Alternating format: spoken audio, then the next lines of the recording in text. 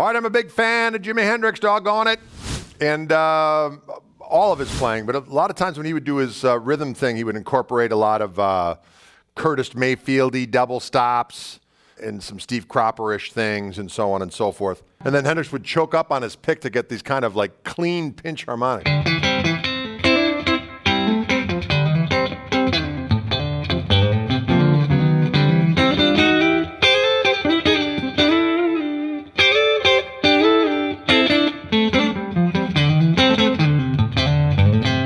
So when you take the chords of Hey Joe, you got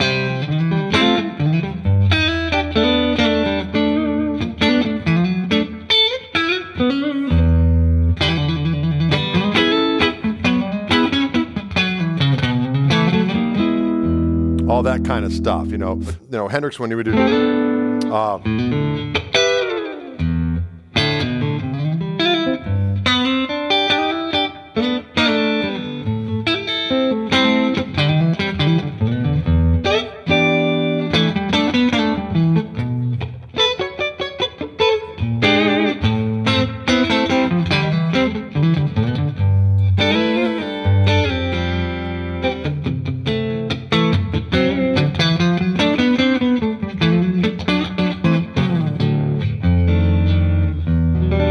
kind of how I play it anyway. So those are some of the kind of the Hendrixy double stoppy things, combination of thirds, fourths, fifths, various different things that I'll throw in. Very, very handy to do it, and just kind of keeping rhythm interesting, you know, as you're playing. Like Little Wing's a good template for that, as I just did. I play it different every time, as did Hendrix. You know, Hendrix never did it the same way twice, and that's what makes things kind of fun. In a situation where you're backing up somebody, where there's a vocalist going on, and you're just adding like chordal fills, or even just making an instrumental song a little bit more interesting by adding in that stuff. Can you dig it?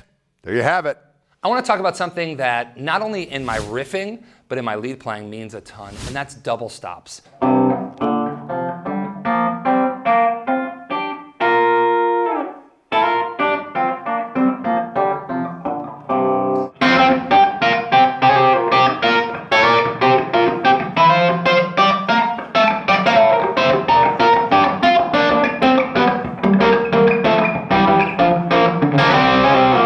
Now I'm getting kind of crazy. I'm adding different things, sliding, slurring into things, but it's such a cool way to make your guitar just sound bigger. And for me as a player, you know, I front my own trio. The way that I think about guitars is I think, how can I get the biggest sound possible without sacrificing the nuance? So sometimes when I'm playing a lead, in order to make that guitar sound bigger and make it feel bigger in a track, not only recorded but also live, I will do double stops. I'll act like I'm playing a single note thing, but in turn there will be something lower, just kind of giving it more definition, more body. And it's awesome because not only with that, double stops are exactly what you make them. So you don't have to think in a country setting. You don't have to think in any kind of certain genre. You can pick what you want and go for it. Another way I like to look at double stops is I like to look at chord patterns, right? So let's say let's stay in the key of G, right? I can go on any string set. The first one that most commonly is used is on my G string and my high E, right? So let's go here, 4th fret on my G string, 3rd fret on my high E. We have, barring the same string set, we're gonna go to the 5th fret, both fingers, 7th, 9th fret on the G, 8th fret on the high E, 10th fret on both, 12th fret, 14 on the G, 13 on the high E, and then slide it back up, and we're an octave up. So check this out.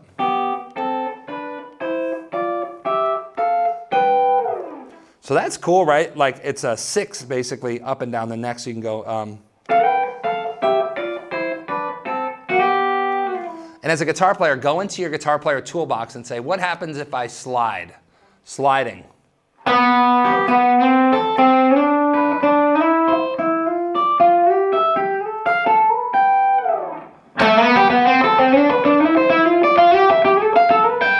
Sliding down.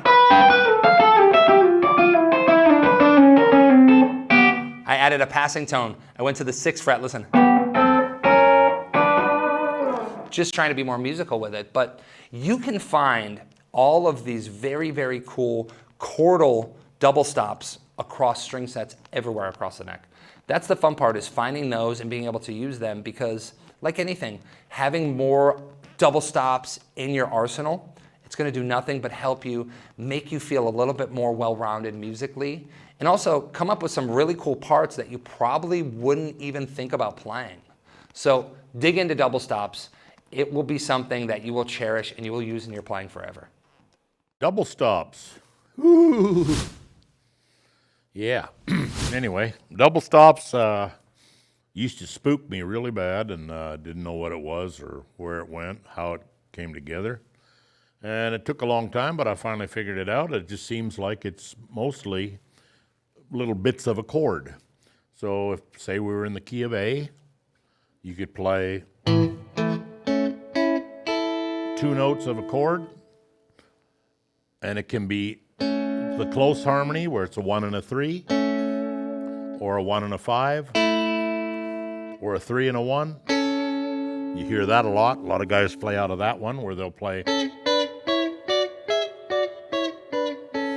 Actually, one guy made a lot of money. I don't know if he did, but the singer did, just doing 3 notes of a scale over and over. You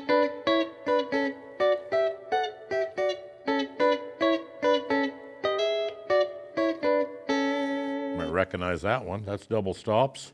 Now, there's other ones that, like the Van Morrison thing like that. There's a whole set of scale stuff like that as well. You can go 1, 2, 3, 4, 5. And the way that works is like the major scale. It's the same thing. If you were to make the major scale in chords, it would be 1, 2 minor, 3 minor, 4, 5. So I'm going to go 1, 2 minor, but I'm only going to use those 2 notes out of that chord. So I go those 2, those 2. But if I was going the whole scale, that's that whole octave. So now if I was to do it in, say, the key of D out of this D chord, I would go.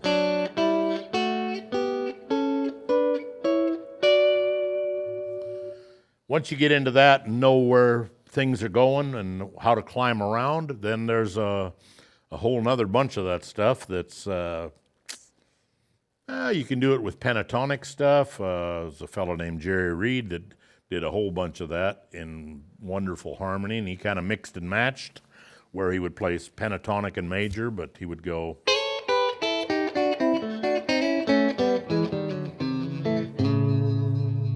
Then there's the Allman Brothers approach. That's a whole nother game altogether, with song Jessica. If it was in harmony, I would use my C chord with the wrong fingers and start here.